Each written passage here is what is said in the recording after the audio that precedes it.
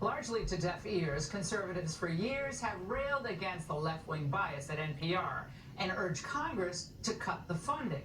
The Heritage Foundation put it well, saying across the board, government must stop funding services set up with taxpayer money ostensibly to serve all Americans, but which cater only to one side. At this point, NPR doesn't even try to show good faith. It expects conservative leaders to lack the backbone to take away the government, and sadly, this assumption is usually correct. The NPR, therefore, just feels free to act brazenly as the imperial tribune of the permanent bureaucracy, amplifying the woke mindset of the bicoastal elites. Well, now it's so bad that they're even getting hammered by one of their own. One of the most senior editors at NPR, Yuri Berliner, blew the whistle on how the quasi-government entity manipulates its coverage, from its treatment of the COVID lab leak theory to its efforts to damage Trump's presidency. He writes, an open-minded spirit no longer exists within NPR. That wouldn't be a problem for an openly polemical news outlet serving a niche audience, but for NPR, which purports to consider all things, it's devastating both for its journalism and its business model. Berliner admits that NPR has always been liberal, we know, but says that things went really wild when Trump entered politics in 2015.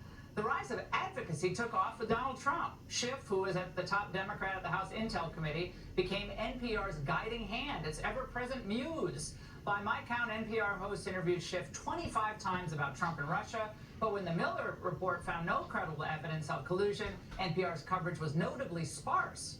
Russiagate quietly faded from our programming. Joining me now, Juan Williams, Fox News senior political analyst, spent 10 years as a news analyst and correspondent for NPR.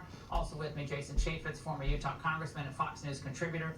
Juan, you got your own taste, which you talked about on this network, of NPR's brand of tolerance. Right. In 2010 when they fired you, and then they admitted it was poorly handled. I love that. Does this editor, I know you know him, does this surprise you? Well, look, not only did they fire me, they called me a psycho. I mean, they said horrible things about me quite publicly.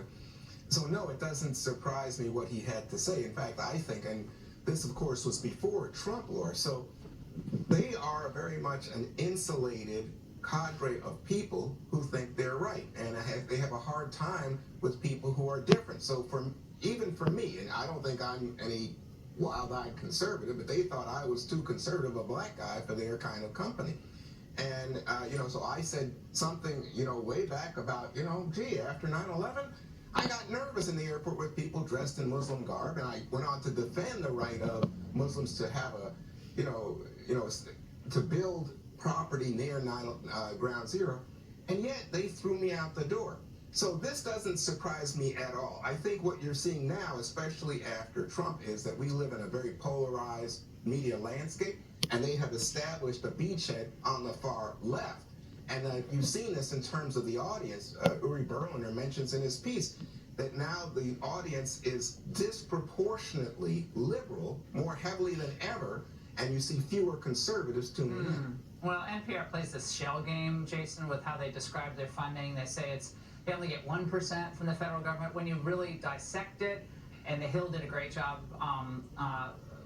doing this, and it's been done many years, but it's misleading because they get a lot of government contracts, and it ends up being federal funds flowing indirectly to NPR. They got about $90 million in revenue from contracts and customers, and $279 million, and much more than 1% when you really go through it. So why hasn't the Republican Party moved to stop the madness here? Between NPR and PBS, we're $34 trillion in debt. We're paying more money in interest than we do on our national defense. But where are the Republicans? It's been going on. I mean, I've been listening to NPR for 25 years, and I enjoy it. I really do. Basket weaving and Botswana segments, I love those. But I've enjoyed them. But it's ridiculous. I mean, it's not national public radio. It's liberal public radio. Always has been. No, there's never a balance. Look, I was the chairman of the Oversight Committee. We were doing serious investigations. A handful of times did I maybe get an invite. But Adam Schiff, like he pointed out, 25 times on Trump and Russiagate, but no balance. No even attempt to hide it. But it was all things considered, Juan. But it really wasn't all things. I mean, you were frankly the reason I used to listen to NPR. Now that's Ingram saying that about really? Really. But you know what I'm saying? Like, because you offered kind of a different perspective, and it sounded and seemed sane to a lot of people who were listening. So again, Berliner did his own digging a couple of years ago when he thought there could be a lack of diversity in the newsroom. He found that in D.C., where NPR is headquartered, 87 registered Democrats were working in editorial positions and 0 Republicans, as in none. So on May 3rd, 2021, I presented the findings at an all-hands editorial staff meeting when I suggested that we had a diversity problem. The response wasn't hostile. It was worse. It was met with profound indifference. Juan. Well, I mean, at least they didn't fire him. I mean, the problem is they treat you as if you are a pariah. You're just like weird, you know, like what kind of black guy are you? And I mean, it's to me, you know, the thing is, I share your sentiment. That some of their segments are fine. I liked a lot of the journalism there. But when you start digging underneath, you say there's no acceptance of people who have divergent points of view and perspective. Well, it's like half the country isn't even there, you so can't it's not even national. argue. You know, the debate, I think that what we do is debate. And you say, oh, yeah, you're wrong, Juan. Or I say, come on, Laura. But you know what? I think that's good journalism. Well, it's more fun to listen to in the end, too. And it's national because the nation is, as it usually is, divided on a lot of these big issues. I always love it when the people that preach the most diversity and inclusion and equity, they're the least tolerant of having a divergent view and actually having a real debate. I don't want to pay for it anymore.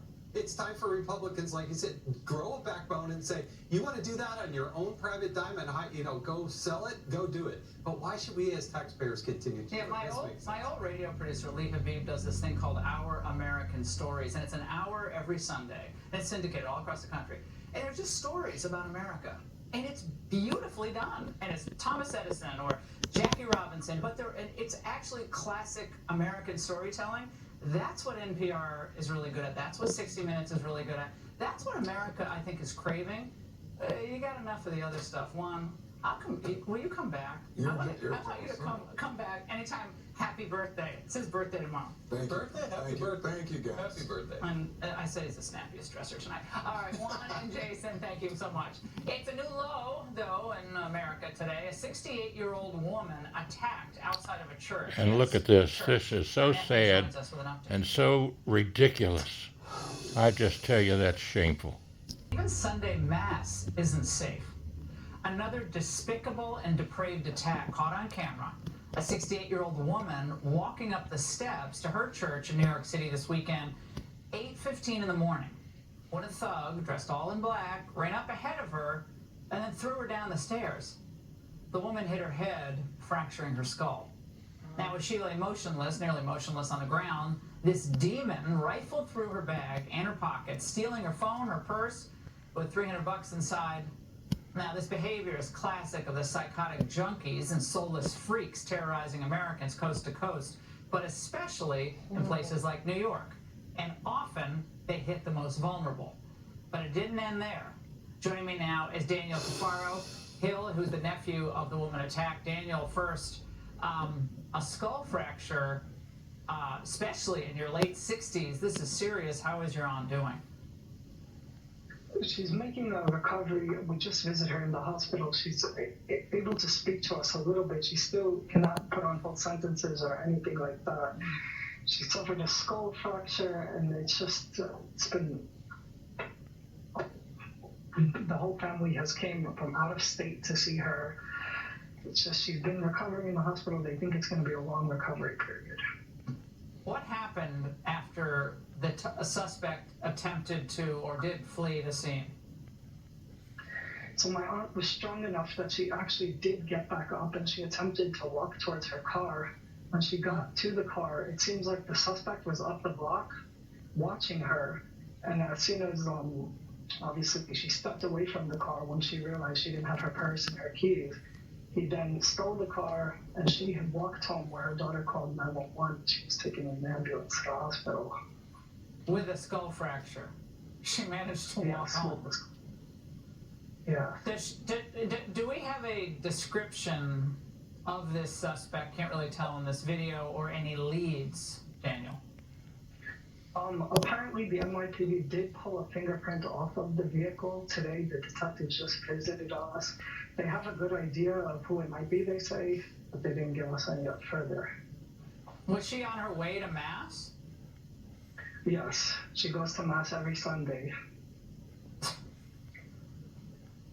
mean, I keep saying what's happening to America at this point, but the most vulnerable are the most frequently attacked. Senior abuse is terrible. Disillusioned, it's or a terrible crime, and it needs to be stopped This is what's happened to our by country. everybody who's doing it. Unfortunately, vultures in life. We pray for her swift recovery, for your aunt's swift recovery, and for your entire family. Thank you for sharing the story. It's just so good. All right, well, over the years, the media, the liberals complained that middle America was wrong. On Sunday, the women's NCAA final between Iowa and South Carolina became one of the most watched sporting events of the century, according to ESPN, with 18.7 million viewers. I was one of them. But in the name of equity and inclusion, the left, they want to take it all away. If you consider yourself a woman and you want to play sports or vice versa, you should be able to play. Do you think transgender women should be able to participate? That's your question you want me to ask. I mean, you want to ask, so I'll give you that yes. Joining me now, Dan Dockich, host of Don't At Me on Outkick, also the former head coach for men's basketball at Bowling Green University in Indiana. Also with me, Kim Russell, former head coach for women's lacrosse at Oberlin. She's also an ambassador for the Independent Women's Forum. Kim, I want to start with you. If that coach had her way, do you think you'd have 18.7 million people watching the women's basketball final? No, I don't. I do think that she took some time at the beginning and really waited to make that statement. And I truly believe, because of some things she said after they won, that perhaps that isn't how she feels in her heart. Okay, well, she said it. Unless she corrects what she said, I think that's kind of weird, right? It's almost like a hostage state, Dan. I mean, I keep watching this going, finally women have, this incredible following for what was amazing season in basketball. And men watching it, women, young people, whole new people. And now they're doing, oh, no, let's have men play. This is insane. It's totally insane. And that opportunity to clarify this, that was not after a game when that question was asked. That was on the day off. And Dawn Staley, the coach, Laura was talking about women's sports and how great it is. And then she could not defend women. This drives me crazy. And I'll tell you why. Why do all the transitioning people participate against women? Man transitioning to woman plays against women. Woman transitioning to men plays against women. And it drives me nuts. It's the frauds that say inclusion. They never talk about this. You can play, Laura, but why doesn't everybody go play against the men? You know why? Because they're not that good. Dominate. Yeah, That's they're not right. good. They like to dominate women. Right. That's right. That's exactly what this is. And when Dawn Staley, the biggest voice, the most respected voice among them, can't defend women on the biggest stage? You said it earlier on different segments. I'm going to add something. What the hell's going on here in America? It's crazy that this is happening, where you can't simply say, hey, absolutely look, crazy. Go play with the men. Period. Well, women play with the women, men play with the men. Period. Which is cool with me too. Yeah, well, I like the fact they oversee the athletics at mostly small colleges, and they said enough of it. Basically, biological men cannot compete against female athletes. And they said its decision is rooted in fair and safe competition. Amen. And I would add on this that Dawn Staley was one of the great female basketball players. She's a great athlete, period, right? Now, she didn't have to compete, right, ever, right? So she didn't have to compete She's one of the best of all time. Yeah, she didn't have to compete against biological men. Had she competed against biological men who were star high school basketball players as men, but wouldn't make, they wouldn't make Division I, basketball, would she have been one of the best women on her team? I don't know. But you know what I'm saying? Like, it's easy to say this now, but she didn't have to compete against biological men. Amen. Absolutely. And I think, when you look at the two games, I mean, Dan, you know this, you coached men's. We all just watched amazing men's and women's games. Truth on both of these subjects is what's real. Is much different Truth. than the men's game. And we need and to godly keep principles. Women's sports female only. Are you ready? All of these people who are Are you ready? That we are excluding anyone. No one is being included. Jesus is knocking on everybody's heart's door, but the doorknob is on the inside. And you must reach down, turn it, and invite him into your hearts. America. Invite him into your hearts. Yeah, well. God bless you. Have a great day. Travels with Dr. John Stephenson, former Superintendent of Education, Commonwealth of Kentucky. Basketball players from high